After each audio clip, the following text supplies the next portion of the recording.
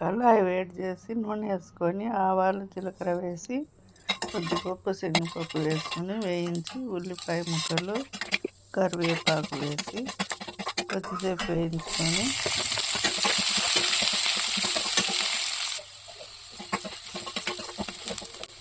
Purple colour cabbage వేసుకొని చిన్న మంటపై వేయించుకోవాలి.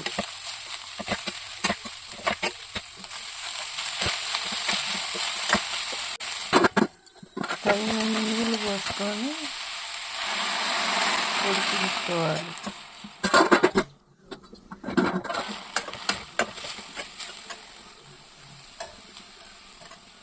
ఉప్పు పచ్చిమిర్చి పేస్ట్ వేసుకొని కలుపుకొని తురుముకున్న పచ్చి కొబ్బరి వేసుకొని కలుపుకోవాలి.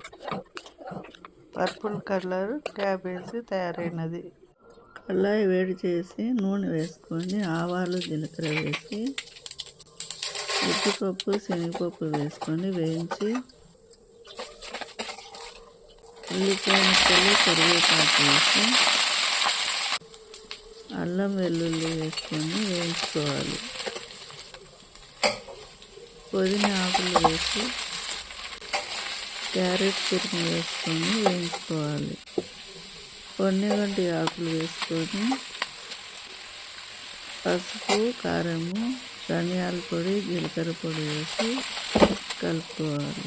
ఉప్పు వేసి తగినన్ని నీళ్ళు పోసుకొని మూత పెట్టి ఉడికించుకోవాలి.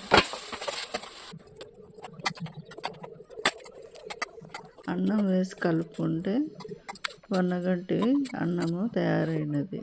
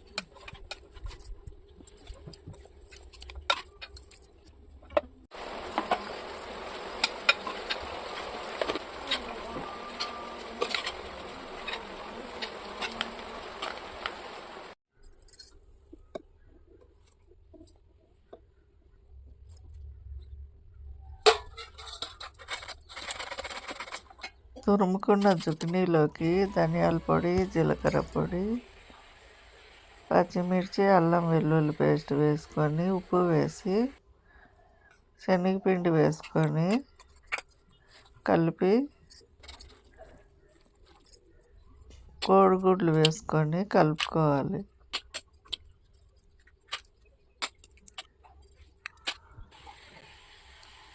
కొత్తిమీర పుదీనా వేసి కలుపుకోవాలి.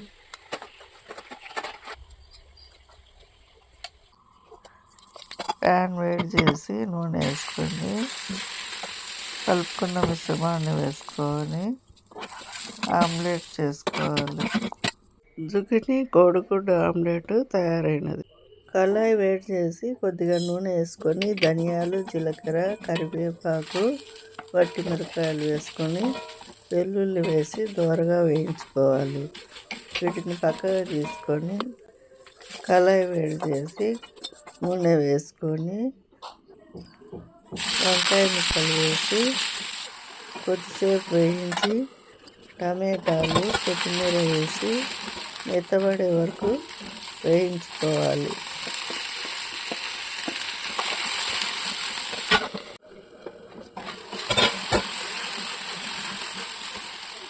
మిక్సీ జార్లోకి వేయించిన వట్టిమిరపకాయలు ఉప్పు వేసి మిక్సీకి వేసుకొని వేయించుకున్న వంకాయ ముక్కలు వేసి చింతపండు వేసుకొని మిక్సీకి వేసుకోవాలి. ఉల్లిపాయలు కలుపుకుంటే వంకాయ పచ్చడి తయారైనది.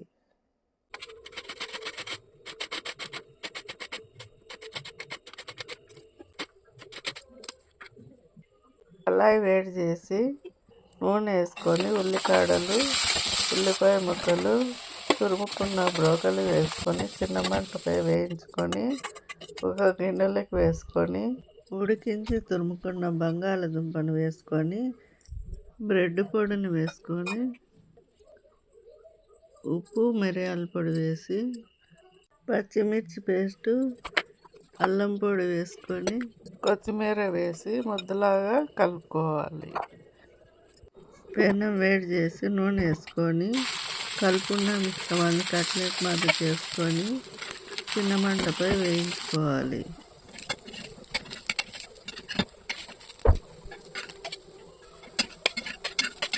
Broccoli cutlets తయారైనవి.